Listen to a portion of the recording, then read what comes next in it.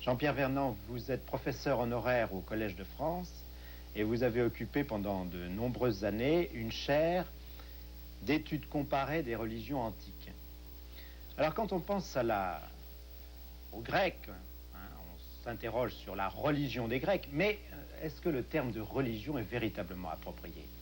Ce que je crois il faut d'entrée de jeu avoir dans l'esprit, c'est que le mot religion risque de nous induire en erreur. Parce qu'on peut penser qu'il y a la religion comme il y aurait le sport ou la nutrition.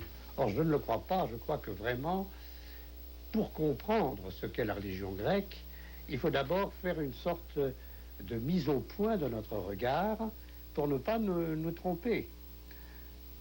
D'abord, c'est un polythéisme. Ça veut dire qu'il y a beaucoup de dieux.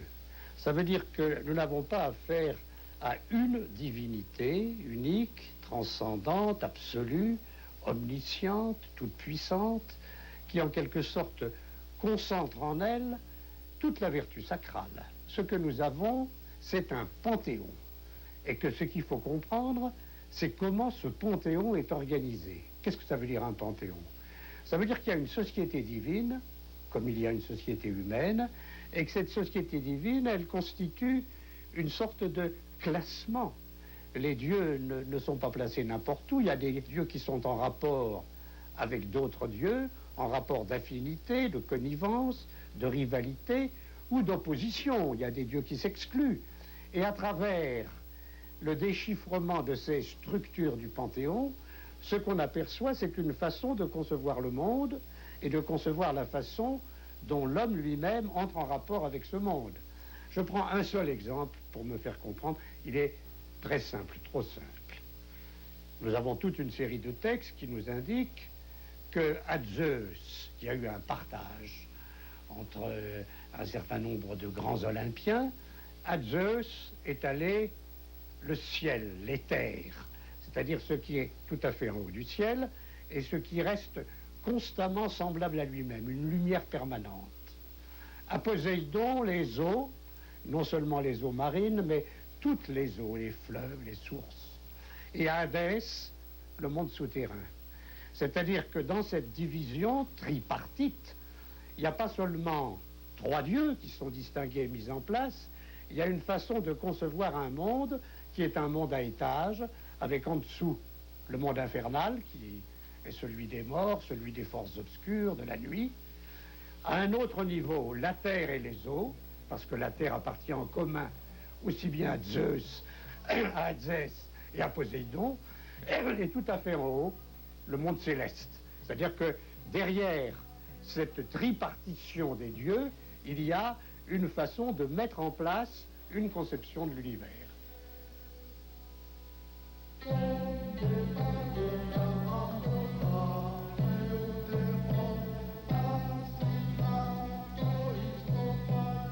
Un polythéisme, c'est quelque chose qui, du point de vue de la compréhension, pose d'autres problèmes qu'une religion monothéiste.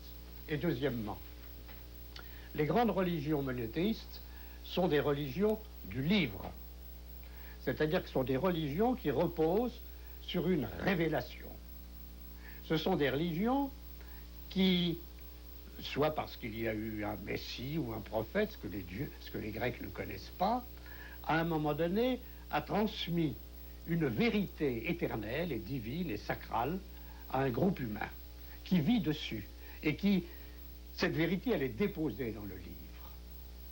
Alors, peu importe les formes que cela prendra, de théologie plus ou moins complexe, mais en gros, ces religions impliquent une adhésion intellectuelle. Par exemple, dans le christianisme, il y aura un credo. Il y a un ensemble de vérités auxquelles il faut intellectuellement adhérer pour pouvoir se dire chrétien. Chez les Grecs, rien de cela. Il n'y a pas de livre sacré, il n'y a pas de credo, il n'y a pas de caste sacerdotale. Il n'y a à aucun moment des spécialistes de la religion qui définiraient ce qu'il faut croire ou ne pas croire. Donc ce que nous appelons croire au Dieu en Grèce, c'est quelque chose qui, du point de vue de l'intelligence et des sentiments, est différent de ce que nous appelons la foi, avec tout ce que ça implique comme règle intellectuelle, comme savoir, comme adhésion de l'esprit à des vérités révélées. C'est pas ça. Alors nous avons des mythes. Ça ne veut pas dire qu'il n'y a rien. Les gens croient, mais la religion, elle est essentiellement l'adhésion spontanée à un ensemble de règles coutumières. Hein, ce sont les nomoi. Et ces règles, on y croit et on y adhère un petit peu comme on adhère à sa propre langue. On les a apprises comme on a appris en parlant sa propre langue. Dans la vie sociale, on a appris les règles religieuses. Et il y a les mythes. Il y a cette espèce d'immense série de récits, mais ces mythes, c'est quoi? Ces mythes tels que nous les avons, fondamentalement, ce sont des textes de poètes. C'est-à-dire que c'est la poésie, une poésie qui, dans une culture qui est d'abord de tradition orale, n'a pas le même rôle que notre poésie à nous. Cette poésie, le monde d'Homère, par exemple, ou les textes d'Hésiode, constituent comme la mémoire collective, l'ensemble du savoir que tous les enfants apprennent, dont ils se pénètrent, et qui leur apprend en même temps comment il faut labourer, comment il faut naviguer, comment il faut couper les arbres, comment il faut s'adresser à Zeus, ce qu'est Zeus par rapport à tel autre dieu. Tout cela est appris ensemble et raconté dans des récits qui n'ont pas de prétention théologique, auxquels vous croyez dans une certaine mesure, mais auxquels vous croyez comme vous croyez quand vous lisez un roman. Vous êtes pris dans le récit, mais par rapport auxquels vous pouvez prendre toutes les distances. D'autant que ces mythes grecs sur les mêmes dieux et sur leurs aventures peuvent raconter des versions assez diverses. Et en ce sens, il n'y a pas d'obligation d'adhérer. Ce qui a une conséquence importante, c'est que dans la mesure où c'est ce type de chant poétique qui fonctionne comme la mémoire au sujet du monde surnaturel, une place reste libre que va occuper la philosophie pour jouer le rôle d'une critique intellectuelle précise, et il n'y aura pas de conflit, ou en tout cas pas de conflit aigu, avec une religion qui ne se place pas sur le même plan.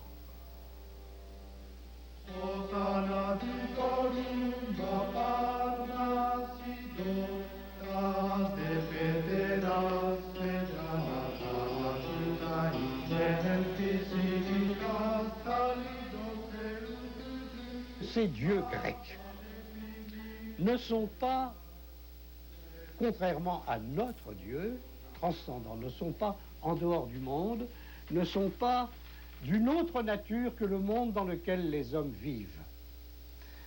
Non seulement ces dieux n'ont pas créé le monde, et encore moins l'aurait-il créé de rien, c'est-à-dire que le monde n'a d'existence que par rapport à cet au-delà divin qui est complètement différent de lui, qui est dans un autre espace. Pas du tout. Les dieux sont venus au monde dans le monde.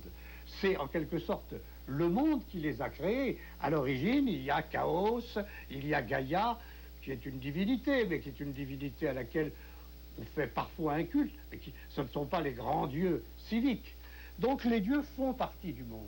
Ils font partie du monde, mais simplement ils se distinguent des hommes par le fait, par un caractère fondamental aux yeux des Grecs, contrairement à certaines religions orientales où on a des dieux qui meurent et qui ressuscitent, c'est que ces dieux grecs sont définis par leur éternelle jeunesse, par leur non-mortalité. Ils font donc partie du même monde que nous, mais sur le plan de la puissance, d'une part. Ce sont des puissances, des pouvoirs sans commune mesure avec le nôtre. Et sur leur plan de leur existence, dans une perpétuelle beauté, jeunesse et joie, ils font un contraste radical avec le monde humain. Un seul monde, pas de transcendance absolue, mais une ligne de démarcation nette entre les hommes et les dieux. Et Parce que les dieux font partie du monde, la religion elle-même fera partie de la vie sociale. Nous n'avons pas du tout, dans le cas de la religion grecque, ce que nous avons aujourd'hui, c'est-à-dire un domaine qui est le domaine profane, le domaine de mes activités quotidiennes, de ma profession, de mes soirées quand je vais au cinéma ou au théâtre, profane. Et puis un domaine qui est le domaine sacré, avec une division nette entre les deux. Non, non, pas du tout. Et nous n'avons pas non plus, et c'est très important, rien qui ressemble à ce que nous appelons aujourd'hui une religion personnelle. C'est-à-dire l'idée que je me comporte comme tout le monde, mais c'est dans l'intimité de mon fort intérieur que j'ai une certaine attitude en face de la vie, que j'ai un contact avec Dieu qui ne regarde que moi. C'est en quelque sorte une religion privée. Pas du tout, pas du tout. La religion, elle baigne toute la vie sociale.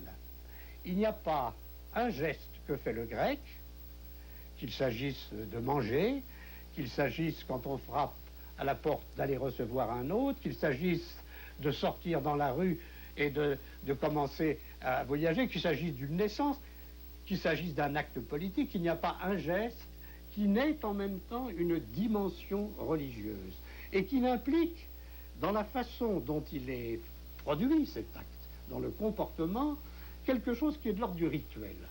Donc la religion est partout. Et ceci a une contrepartie, parce que la religion est une dimension de tous les faits sociaux, de toutes les institutions. On peut dire aussi bien que la religion n'est rien d'autre qu'un aspect de la vie sociale. On a donc une religion, au moins à partir du moment où existe la cité, c'est-à-dire à partir du 7e siècle certainement, une religion qui sera une religion, comme on dit, politique ou civique. Et cette religion, elle n'aura pas pour rôle, si je peux dire, d'extraire les agents sociaux, les individus, vous et moi, de leur vie quotidienne sociale, de leurs conditions d'existence sur cette terre. Ça n'est pas du tout une façon de les arracher au monde qui est le monde de la vie et de la mort. C'est une façon de les y installer à la place qui doit être la leur et dans des conditions de correction, d'accord avec le cosmos, avec les puissances divines, dans des conditions de correction telles que tout se passe pour le mieux. Non pas faire échapper l'individu au monde, mais intégrer l'homme dans le monde et dans la société à la place qui convient.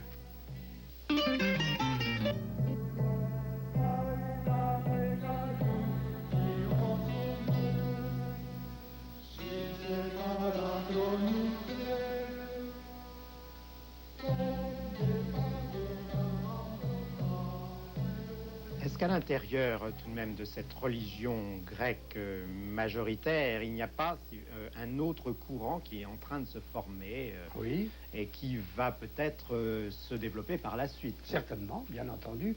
Ça, c'est la religion, si je peux dire, officielle, avec des textes comme ceux d'Hésiode, qui sont des textes orthodoxes.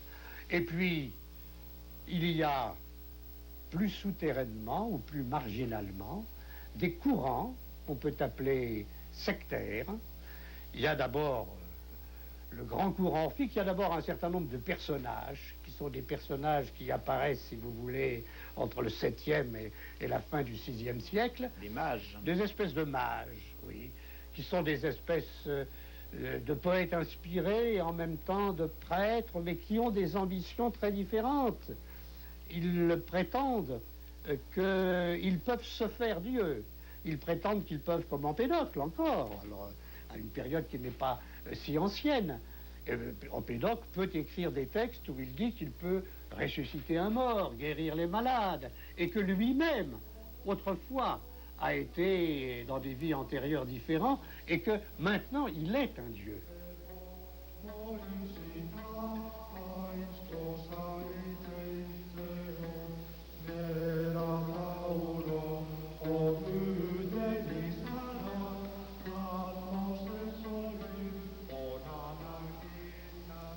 Et puis on voit pointer ces groupes orphiques, pythagoriciens aussi, que Platon va certainement modifier dans son enseignement, mais il va reprendre l'essentiel, c'est-à-dire on voit pointer au sein d'une religion intégrée à la vie civique et politique, et visant simplement à faire que notre existence dans ce monde-ci, dans cette cité où nous sommes, soit correcte, en accord avec l'ordre du monde, on voit pointer l'idée que chacun de nous possède une âme, une psyché, qui est un daimon, qui est une parcelle de divin, et que la grande affaire, soit par la réflexion philosophique, soit par des pratiques du type des orphiques, s'abstenir de certaines choses, la grande affaire est de libérer cette psyché de toutes ses attaches avec les parties désirantes ou passionnées de l'âme, de la séparer du corps pour que dès cette vie, elle retrouve sa pureté originelle, et qu'ainsi, quand nous mourrons, comme Socrate l'expliquera, nous retournions chez les dieux avec lesquels nous sommes en affinité. Alors, ces idées-là, dans la religion grecque classique, elles n'ont pas eu de succès.